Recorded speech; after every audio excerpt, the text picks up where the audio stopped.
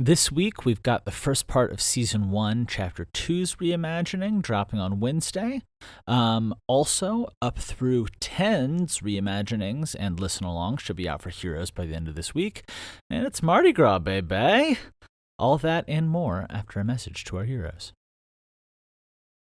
Hey everyone, if you're hearing this quick message, you're in the public version of TABTA. Right now in the Heroes of Edra version, I am chatting with them, thanking them for supporting the series and help keep the lights on while we're so small, and sharing little songs and stories and behind-the-scenes stuff. So if you guys want access to that and to support the series, help keep the lights on while we're still a small little shop, you can check us out on patreon.com/7thvalkyrie, that's 7THVALKYRIE, and learn more. Anyway, on into the show.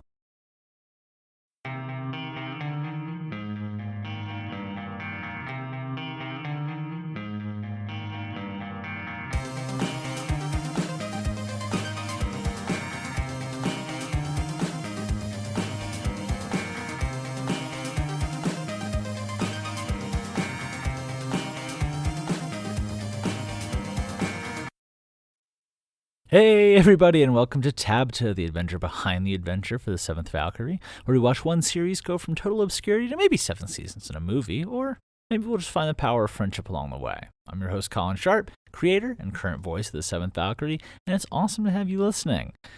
First, let's get into a quick check on the week of 7th Valkyrie content. On Wednesday, we've got Season 1, Chapter 2's Reimagined starting to pop out. It'll be the Part 1. No episode Friday, since Season 1, Chapter 2 is a two-parter. And then, as always, but still like 15 minutes of juicy, delicious content, ish. And then, as always, not the ish to the 15 minutes, not to it being juicy. It is juicy, and I love it.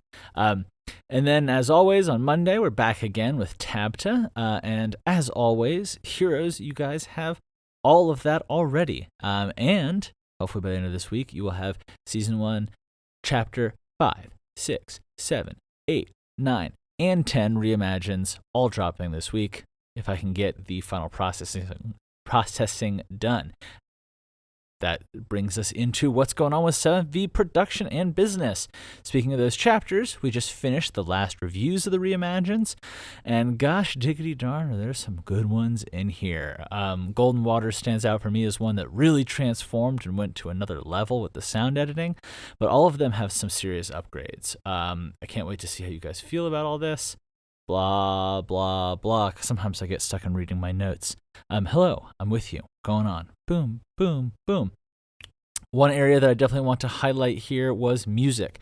And I'll talk about it deeper in the listen along, but it is funny. Like, I've been joking with Zoran about that I kind of ask him for the impossible, because, like, we're trying to soundtrack Sound Valkyrie, and sometimes there's music playing, like, in the world. And he's like, so what's the kind of vibe here? And I'm like, I don't know, vaguely acoustic, medieval fantasy, multicultural music that also has like some sort of jazzy, bluesy undertones maybe. And he's like, all right, I will see if I can find that in our free library.